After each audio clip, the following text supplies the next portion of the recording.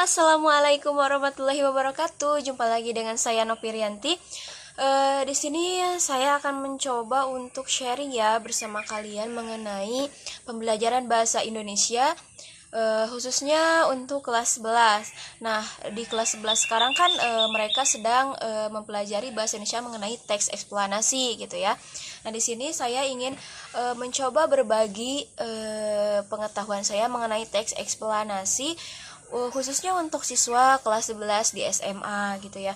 Karena kan sekarang itu pembelajarannya itu ya sistemnya daring, sehingga pembelajaran di rumah itu tidak efektif gitu ya, apalagi bagi guru-guru yang tidak menjelaskan pembelajarannya.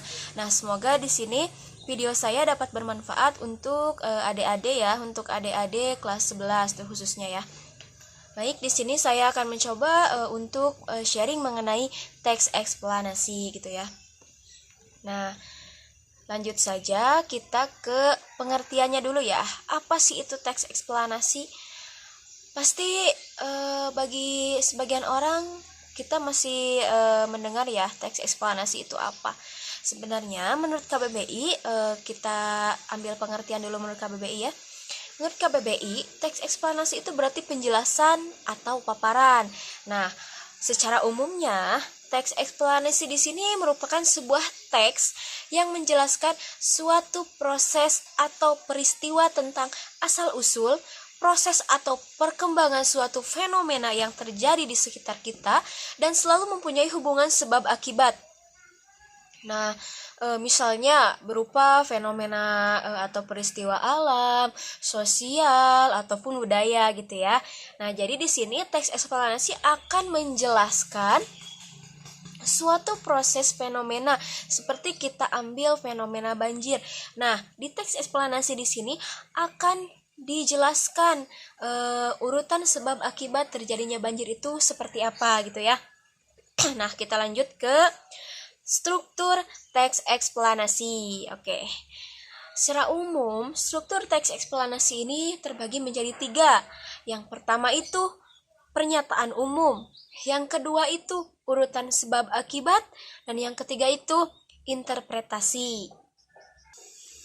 Oke. Yang pertama itu pernyataan umum. Nah, pernyataan umum itu bagian mana sih? Nah, di pernyataan umum ini berisi pernyataan mengenai topik yang akan dijelaskan, proses terjadinya sesuatu atau proses keberadaannya seperti apa gitu ya. Nah, misalkan kita ambil topik itu banjir ya, atau sekarang itu virus corona. Nah, di pernyataan umum di sini akan dijelaskan, akan diberikan pernyataan mengenai apa sih itu virus corona, apa sih itu banjir. Nah, di sini di pernyataan umum itu akan dibahas. Kemudian ada yang kedua itu urutan sebab akibat. Nah, urutan sebab akibat di sini berisi mengenai detail penjelasan atau proses terjadinya suatu peristiwa secara berurutan atau bertahap, mulai dari awal hingga akhir suatu peristiwa itu terjadi seperti apa gitu ya. Kemudian yang ketiga itu ada interpretasi. Nah, interpretasi di sini apa sih? Nah, interpretasi di sini berisi kesimpulan mengenai topik yang dijelaskan gitu ya. Ini bagian akhir atau penutup gitu. Dan next ada fungsi.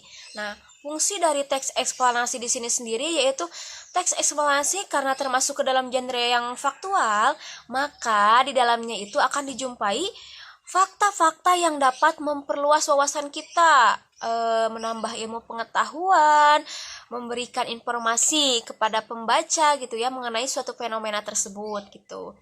Nah, kemudian next ya. Sekarang ada ciri-ciri dari teks eksplanasi. Nah, yang pertama, strukturnya terdiri dari pernyataan umum, urutan sebab akibat, dan interpretasi seperti yang tadi telah dijelaskan ya.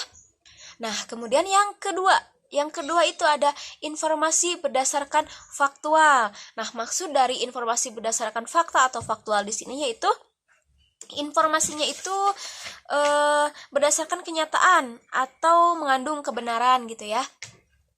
Nah, kemudian yang ketiga itu ada faktual tersebut memuat informasi yang bersifat ilmiah atau keilmuan. Contohnya itu ada science. Oke, lanjut ya. Di sini itu ada sifatnya informatif dan tidak berusaha untuk mempengaruhi pembaca. Nah, maksud dari sifat informatif di sini yaitu teks eksplanasi memberikan sebuah informasi tanpa mempengaruhi pembaca atau tanpa untuk berusaha mengajak pembaca gitu ya. Nah, kita lanjut ke kaidah kebahasaannya. Kita lanjut aja ya. Karena di buku paket pun bahasa Indonesia pasti ada. Di sini saya mencoba untuk membahasanya saja gitu ya. Kemudian ada kaidah kebahasaan menggunakan istilah-istilah ilmiah. Nah, teks eksplanasi yaitu teks eksplanasi kan menjelaskan sebab akibat ya, dan proses dari suatu fenomena gitu ya. Nah, baik itu fenomena alam ataupun mau fenomena sosial gitu ya. Nah,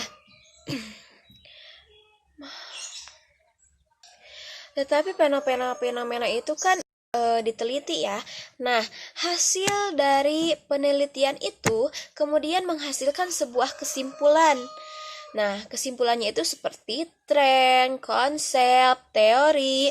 Nah, istilah-istilah dari kesimpulan tersebut akan ada atau wajar adanya di sebuah teks eksplanasi gitu ya. Kita ambil contoh teks eksplanasi mengenai gunung meletus gitu ya. Nah, ada pun istilah-istilah ilmiahnya akan ada seperti kata magma, erupsi, lava. Nah, magma, erupsi, lava itu tersebut merupakan sebuah istilah ilmiah gitu ya di teks eksplanasi mengenai gunung meletus gitu. Oke, yang selanjutnya itu ada banyak menggunakan verba material dan verba relasional. Nah, di sini apa sih itu verba material? Jadi, verba material adalah sebuah kata kerja berimbuhan yang menunjukkan aktivitas fisik atau perbuatan yang dapat terlihat. Contoh katanya itu terjadi, diubah, masuk, menjadi, berubah, dan terbentuk. Itu merupakan sebuah kata kerja material ya. Ada verba relasional. Nah, apa sih itu verba relasional? Verba relasional merupakan sebuah kata kerja yang berfungsi sebagai penghubung antara subjek dan pelengkap. Contoh katanya yaitu seperti menyebabkan, disebabkan. Nah, kita next ya. Selanjutnya ada fokus pada hal umum, contohnya fenomena banjir, tsunami, corona ya atau COVID-19. Nah, di sini tuh maksud dari fokus pada hal umum karena kan kita misalkan kita ambil contoh banjir saja ya. Nah, di teks eksplanasi di sini dijelaskan banjir secara umum gitu, secara keseluruhan, tidak menjelaskan banjir itu misalkan banjir di suatu daerah, tidak, tapi bagaimana suatu fenomena itu terjadi atau banjir itu terjadi secara umum atau secara keseluruhan gitu. Nah, next kita selanjutnya ada menggunakan konjungsi waktu dan kausal. Nah, contoh konjungsi waktu dan kausal di sini contohnya itu sehingga, sebelum, pertama, jika, dan bila. Nah, selanjutnya ada menggunakan kalimat pasif. Nah, kalimat pasif. Nah, karena pada teks eksplanasi ini sifatnya menganalisis, maka teks eksplanasi menggunakan kalimat pasif. Kalimat pasif itu apa sih?